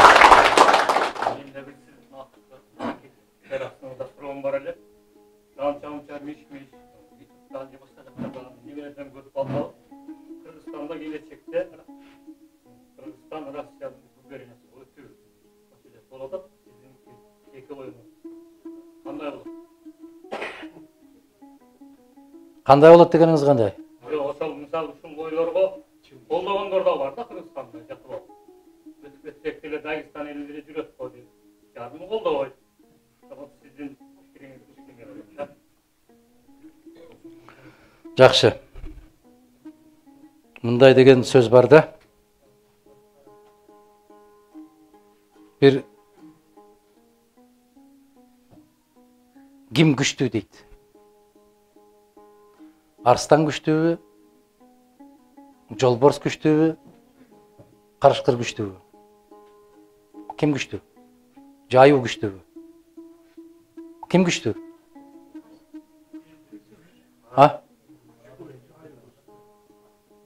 Карышкыр күчтүү. Üçөүүн тең карышкыр жеңет. Эмнеге? Каршы кырет касам сүйүктө ойногон эмес. Баракелде. Баракелде. Жообун билет экенсиз го. Мен ушул пикиримди эчен жылдан бери айтып келатам. Мына ушул өкмөт башчысынын орун басары, вице-премьер болуп туруп, Кыргызстанды ХИПИК программасына киргизебиз дегенде, ХИПИК программасына 6 гана өлкө кирген, Африка өлкөлөрү 5-өө 6-чы болуп Кыргызстанды киргизебиз дегенде, бүт бардыгы макул болуп, өкмөттүн жыйыны болуп, чечим кабыл алынып, жападан жалгыз тарых үчүн айтайын Мадумаров каршы болду. Феликс Кулов дагы капа болду, Бакиев да капа болду. Бакиев чакырып алып мен айтты. Бул парламент эмес сага. Бул жерде жетекчи кандай болсо, чечим алса, ошону аткарылат деди. Анда мен отставкамды кабыл алыңыз деди. Мен жогорку кеңешке чакырышты. Өкмөт кече ушундай чечим кабыл алып атыптыр. Сиз жалгыз каршы чыгыптырсыз. Эмне деген сөздү айтасыз деди. Парламент. Мен трибунага чыгып ушул сөздү айттым. 70 жыл өрмөлөп, барып жуугунду ичип аман калганча, тике туруп багынбай ачка өлгөнүм артык. Мына, менин позициямды билгиңер келсе. Эптеп эле ушул оокат берет экен, мен аман калсам болду деген позициядан мен алысмын. Баары бир күн өлөсүн. Bir gün bari bir ölüsün. Emne deyit? 300 jıl görüngöndü çokup kuzgunda ötet. 30 gana jıl taza kandı içip, kağlaganın alıp bürküt ötet. 300 jıl yaşagan gelebi yaşayıptır. Bağı 30 jılı жетişti. Mına ушундай болуp жүрүшүбүз керек biz. Biz erте менен saat 6'da Kırgız gimni менен ойгонушубуз керек. Кечинде Kırgız gimni менен жатышыбыз керек. Биздин төбөбүздө желбиреп бир гана туу туру керек, бул биздин туу болуш керек. Бир герб туруш керек, бул Кыргыздын герби болуш керек. Бир тил болуш керек, бул мамлекеттин тили болуш керек. Менин акчам дагы, өтүп бараткандагы тейип кеткен ташың дагы кыргыздык болуш керек. Алишер Наваи деген улуу акын болгон. Мына ошол кишини падыша чакырып, хан сарайга киргизип, ырлары укмуш да, керемет да, укмуш. Сен ушул жерге кирип, ушул сарайда жашап, талай эрме чөлдө жүрөсүң. Ысыкта, суукта калып атасың. Мына чапанды жап дагы, мына жерден жумшак нан жейсиң, каалаган тамагың бар, каалаган жериңе жатасың. Тек ушул жерде жашап, ушул жерде жазасың ырларды дегенде, Алишер Наваи эмне деди? Мен бул жерде калсам, ал ырлар чыкпайт деди. Неге десе, капастагы булбул сайрабайт деди. Түшүндүңөрбү? Менин жообум ушул. Бөтөн өлкөгө кирип, ошонун капасына кирип алып, арыстанмын, түкүнчүнүн тукумумун, баланчынын тукумумун деп, бир ийненин учуна момундай этти алып, оозуңа салып койсо, ошого бийлеп жүргүң келген болсо, мен аны каалабайм. Мен ошол тоо таштарда эркин жүргөн бир карышкыр сыяктуу болуп, өзүм каалагандай жашагым келет. Ошон үчүн жана бул жигиттер деле айтып атпайбы? Эптеп эле кирип албайсыз беле деп. Жок. Ал жерде капкан деп коет. Ал жер капкан. Өз баласыны эч качан таштабаган, жанын берген жаныбар кайсы жаныбар? Бардык жаныбарлар баласы үчүн керек болсо, уйлар деле ошо карышкыр келип атса деле, акыркы күчүн жумшайт, акыр болбой калса качат. Өзү калып, качпай калган кайсы жаныбар бар? Жок. Жок. Бир гана жаныбар бар экен, бул ак илбирс экен. Биз ошол тоо ташта жашаган илбирсбиз. Бирөөлөрдө айтабыз аюу деп, бирөөлөрдө айтабыз ажыдаар деп. Биз ошол илбирс экенбиз. Тоо ташта жашаган. Ушундай болгон жакшы да. Менин позициям ушундай. Эч качан бул өзгөрүлбөй турган позиция. Каалаганыбызда болушубуз керек. Соңку суроо. Ким көтөрдү эле? Ой, дагы 3-өө, 4-өө болуп кетпей. Өзү чогулушту мындай башташыбыз керек.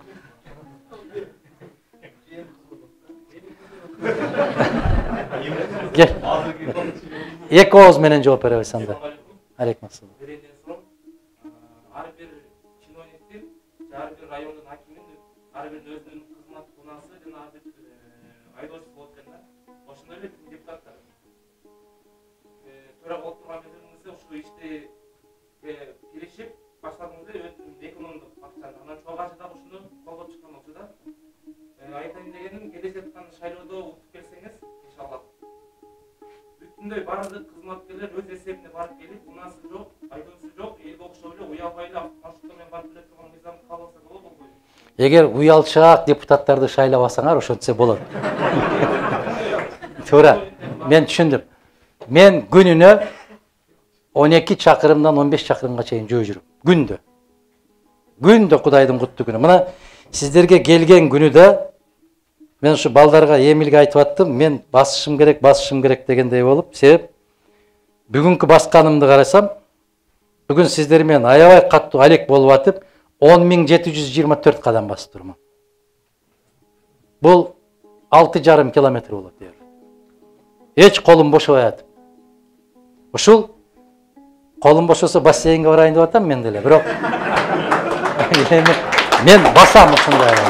Эми караңыз. Караңыздар. Бир жетекчини шайлаганда, жетекчи ошол парламентке барганда эми үчүн жаман көрүндүм мен депутаттарга. Саат 8ден кийин кызматтык машинаны ким бөтөн жерде айдаса, кимдин машинасы ресторанын алдында турса, ким аялын тойго жетелеп жүргөн болсо машина менен, ошол жерде кармалсын деген буйрукту бердим мен ички иштер министрлигине. Саат 7де биздин машиналар тизилип туруп калып атты. Эми караңыздар. Эмне максатта? Мен төраганын телефонун лимитин депутаттардыкы кандай болсо ошондой болсун деген чечим кабыл алдым. Бүгүн парламентке кирбейбиз, жалган болду деген сөздө эле мага берилип аткан акчаны кайрадан казынага салдым. Биз ушул маселени кандай кылып чечтик? Эгер Ысык көлгө конференцияга барса, же шаардын сыртына көчмө комитеттин жыйыны болсо, 40 депутат барса, бир автобусга салдым. 40 машина барбайт. Көлгө дагы 40 депутатты 40 машина барбайт. 40 айдоочуга командировочный берилбейт. 40 машинага май куюлбайт. Натыйжада 6 айда 32 миллион сом үнөм болду. 32 миллион сом үнөм болду. Караңыздарчы, ошол маалда. Эми элестеткиле. Экинчиден, төрага бөтөн өлкөгө учуп атканда, момундай болуп аркасынан төбө мингенде жигитти төгөрөктөп эл жүрөт деп төгөрөктөп алат экен. Мен эмне корком өзүм барганда. Өзүм эле барам. Төгөрөктөбө. Жакындаба мага. Экинчиден, барсам ошол жерге дасторкон жаят экен. Төраганы узатуу аземи болот экен. Карасак, мен келгенден кийин кол коюп атам. Төрага отуруп 4 литр арак, 2 литр коньяк, 5 килограмм мейиз, 5 килограмм бадам, 2 килограмм бал, 4 килограмм балык, 2 килограмм жаңгак жептир. Ошол дасторконго коюлган нерсе. Төраганын бир отуруп самолетка чыгып кеткени бир 200 миң сомдун тегерегинде болуптур. Мен ушулардын баарын токтоттум. Мен машина барат, түптү самолетка саласыңар. Бишкекте мен үйүмдөн аэропортко чейин 20 мүнөт. 20 мүнөттө мен курсагым ачып калабы. Же үйдөн чай бербейби сага. Же ачка жүрөсүңбү. Мына ушундай айтоор жалган жашык нерселер толуп кеткен. Ошондуктан баарын ордуна келтирсе, акча аябай катуу үнөмдөлөт. Сиз айтып аткан сурооңузга 100% кошулам. Ошондой барышыбыз керек. Ошондой болушубуз керек. барып калсаңыз дейсиз, биз барып калсак ошондо көрөсүздөр. Жогорку кеңештин депутаттарына машина дегенди токтотуш керек. Анан мына уюлдук телефонуна мамлекеттин эсебинен бирдик салганды токтотуш керек. Ошко уча турган азаматтарга бир айына бир гана жолу ал жака бул жака билет болуш керек, калганын жаныңдан ал. Себеби бир айда бир жолу округка барып иштеп келиш керек. Элдин чакыруусу талабы боюнча. Азыр айланайындар депутаттарын, тойго барып кечинде келип калып атат. Ким менен, кантип, кимдин эсебинен? Мамлекеттин эсебинен. Ошентип, жогорку кеңештин депутаттары бул жака барып келейин, ал жака барып келейин деген арыздардын баарын жок деп кол коюп отуруп, акырында эмне деди? Мадым барып кетсин деди. Биздин курсагыбыз ачка калат экен деди. Өзү да жебейт экен, жедирбейт экен деди. Ошондойду каалайсыңарбы? Келгиле ошондой бололу. Бактылуу болгуң келеби дейт, бол дейт. Эч ким сага тоскоолдук кылбайт дейт. Туурабы? Ошондой бололу. Келиңиз, ким муну? Келиңиз. Ошондой бололу. Келиңиз, ким муну? Келиңиз. Андан кийин могу ким? Үчүнчү.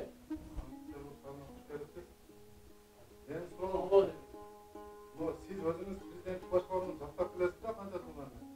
Anam Sadır Japarov'un prezident başkanlığına ötönüp kalıp kaldı. O zaman nasıl derinde siz ona göz tarafını şahit edin. Anam ekin sorun. Bol alanın boş kaldığına kaçıp gelgenge sizin göz tarafını. Жакшы. Кантип силерге жөнөкөй түшүнүктүү болсун деп түшүндүрүп берсем болот да. Биз уйдун этин жейбиз, Эч ким жебейм дебейт. Адалбы? Адал. Бирөө келди дагы балка менен башына бир коюп туруп, кулатып туруп, бышырып берди. Жейсизби? Анан сиз айтып атасыз да, сиз уйдун этин жейм дебедиңиз беле деп. Туура. Бирок аны жакшынакай кылып, адалдап, Аллахтын жолуна деп, эрежеси менен сой, анан бышыр. Конституция ушундай. Бекинип алып жазылбайт. Элдин мүдөөсү, элдин каалоосуну эске алынат. Бул бир. Экинчиден, Конституцияны алуунун эрежеси бар. Жогорку кеңеш 1-3 окуудан кем эмес окулуп каралыш керек, алыш керек. Бир окуу менен экинчи окуунун ортосу 2 айдан кем эмес убакыт болуш керек. Бул эң минимум 4 ай өтүш керек. Үчүнчүсү, эң негизгиси, легитимдүү жогорку кеңеш кабыл алыш керек. Азыркы жогорку кеңеш 28 октябрдан кийин мунун ыйгарым укугу бүткөн. İşte деп атат да. İşte деп атат да. Аларга жагып атат да бул. Себеп кече өтпөй калышканда алар. Кудай көктөн издеген жерден берди да. Армияга барган балдар барбы, билеби? Айтат эле го, барганда эле пол мой десе мое берген, баары бир мойдурат дегендей. İşte деп атат, иштеп атат да, буларга баары бир экен да. Айлык алып атат. Ак үйдө отурушат. Өздөрү өрттөгөн жерди кайрадан элдин акысынан жакшынакай кылып ремонттоп алды. Күйүп кеткен килемдерин жаңылап алды. Эмнеге отурбасын? Азамат, өзүңөр жообун билесиңер, мен айттыргыңар келип атат да ошону. Ошондуктан мен дагы президенттик башкаруу дегенде жалгыз калганмын. Жалгыз калганмын. Текебаев айткандай, баары макул болду, көгөрүп сиз жалгыз калдыңыз деди. Азыр дагы жалгыз калдым дагы, элдин баары эле президенттик деген экен го. Эмне үчүн мен укпады ошондо? Бирок менин айтканым мыйзамдуу жол менен деп атам. Эрежеси менен баралы. Азыр Конституцияда мындай деп жазыптыр. 116 берендеден турат экен. Конституция деген ашып ары бери келди дегенде бир 80-90 тегерегинде болуш керек. Бул баягы ар бир баскан турганды жаза турган документ эмес. Мынтип жазып атат. 7 мыйзам чыгаруу булагын демилгесин берет экен. 7 субъектке. Кимдер? Ал жерде эл курултайы да бар экен. Анда жогорку кеңеш эмне иш кылат? Генеральный башкы прокурорго бериптир мыйзам чыгаруу укугун. Жогорку сотко бериптир мыйзам чыгаруу укугун. Президентке бериптир мыйзам чыгаруу укугун. Аткаруу бийлигинин жетекчиси катарында кайра өзүнө бериптир. Оң колу менен, сол колу менен да жазат экен.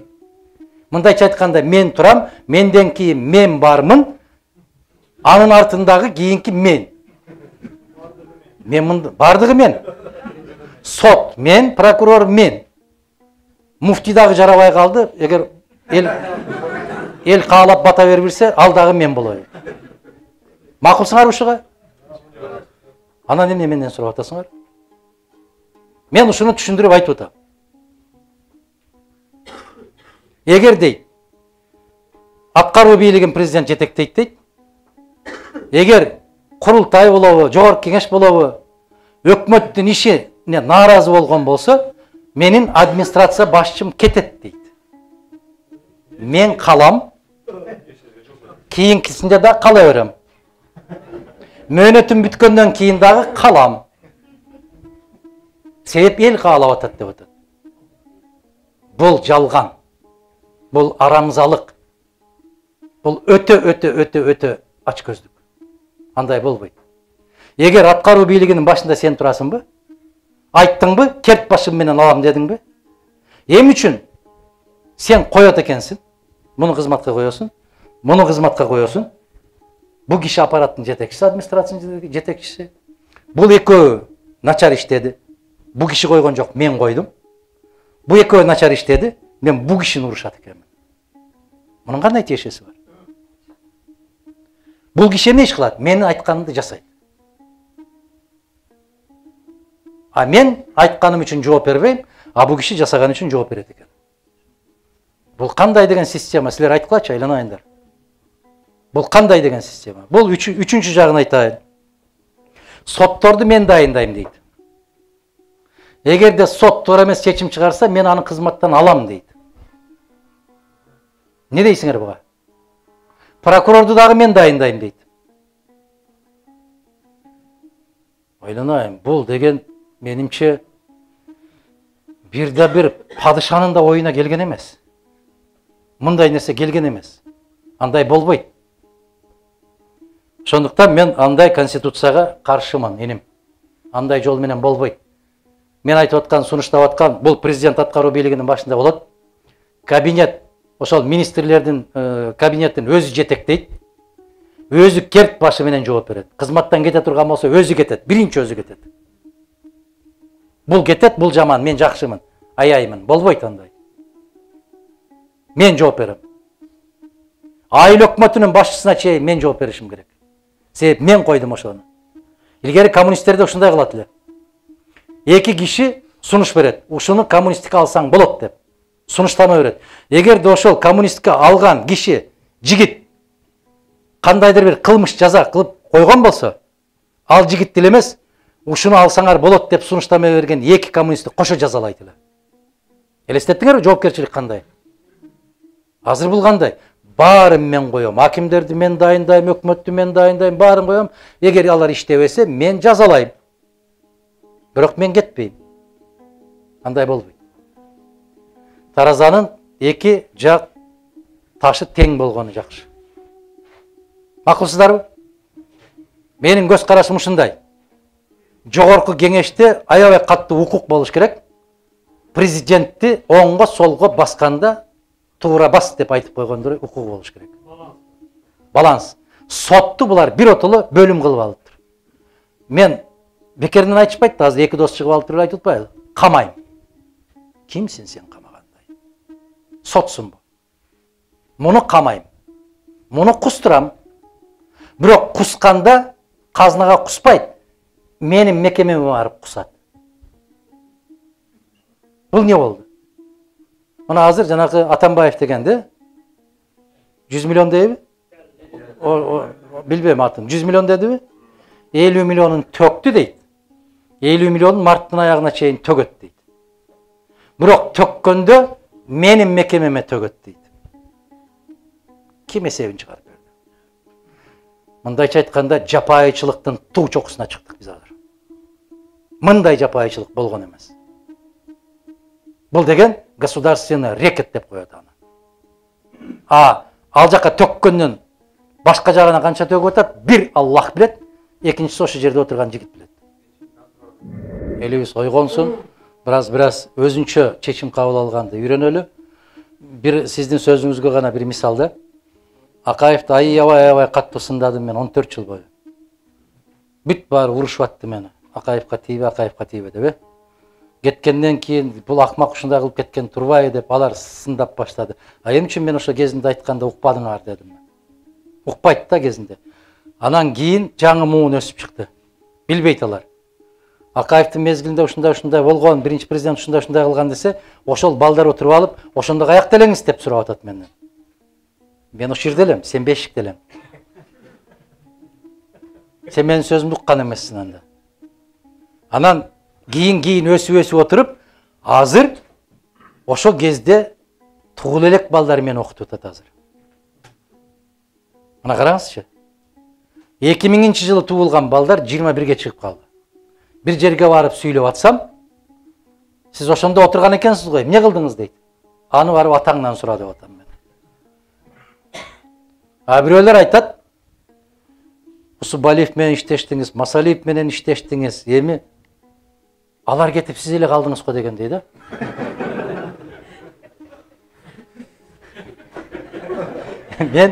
Мен өзүм өтө эрте жаш кезимде ошондой улуу залкар аксакалдар менен чогуу жүргөн үчүн ошолор менен тең туштайт экен мен. Өткөндө мына бизден Оразайым барып катышпадыбы?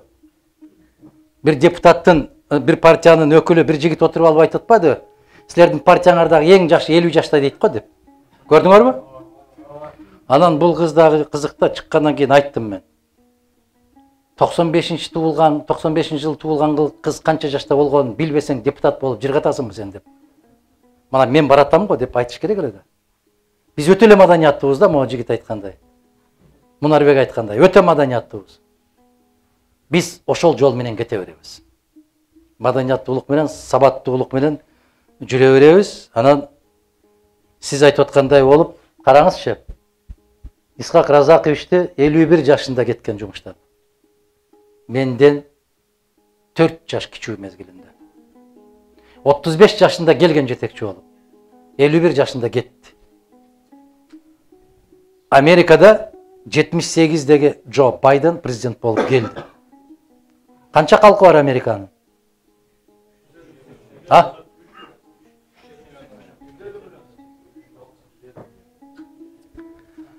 Макул. Сиздики да эмес 350 миллион деп койгула. 350 миллион калкы бар Америкада. Бирөө дагы айткан жок да, жаштар келсин депчи. Биринчи талапкери 74-тө, экинчи талап 76-да, экинчи талапкери 78-де. 74-тө 78-де. 78-де. Акылы жетпей аларды. Эмнеге? Себеп окумуштуулардын бүтүндөй баарынын аныктамасы боюнча адамзаттын акылынын толук бышкан кези 60-тан ары карай экен. Аны көрсө биздин кыргыздар 60-тагы атаңдын алдап акылын ал деп ошондой айткан экен. Азыр эми илимпоздор эми далилдеп атат. Эч нерседен кабары жок кыргыз муну жүздөгөн жылдар башта айтып койгон экен. Мунун түбү ушунда жатат экен. Эми буюрса ошого аракет кылабыз. Сөзсүз эле кеткенден кийин деп кайра кайрылып атабыз. Инсап берсин. Эми мындай кылалы. 3 саат калганбыз ижараны. Кел демек бар, кет демек жок деп отура бербей. Эми ар бирибиз эбибизди билели. Мен сиздерге терең ыраазычылык билдирем.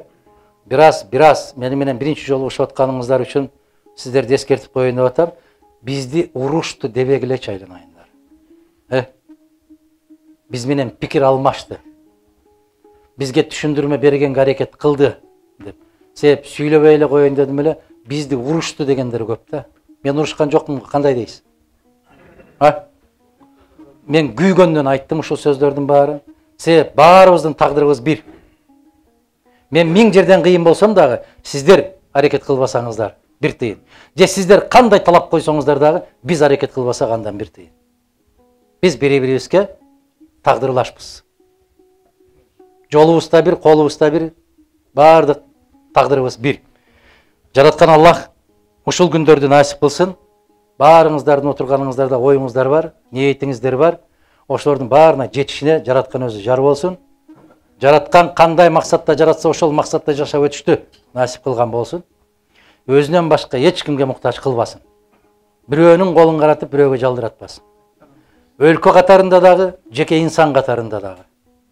Ар бирибиз өзүбүздүн жүрөгүбүз эркин, акылыбыз тунук, пейилибиз түз болсо, сурай берсек, жараткан Аллах айтат, убадам бар дейт. Ким чын дили менен, чын ыкласы менен менден сураса, колун курук кайтарбайм дейт. Колун курук кайтаргандан уялам дейт. Ошон үчүн биринчи көкүрөгүбүздү тазалашыбыз керек экен. Тазаланышыбыз керек экен. Андан кийин суранышыбыз керек экен. Мен ошондой келечекти баарыбызга каалайм. Тапканыңыздарга жараткан берекесин берсин. Жамандык көрбөңүздөр. Аман эсен, алты саныбыз аман, жадырап жайнап, ата-энебиздин, туугандарыбыздын, бала чакаларыбыздын алдына барып, өз топурагыбызды кечип, өз суубузду ичип, өз жерибизде жүргөн күндөрдү насип эткөн болсун. Баарыбыздын тилегибиз кабыл болсун. Дагы жакшылык күндөрдө жолугушканды насип кылсын. Рахмат. Жакшылыкка жолугалы. Рахмат.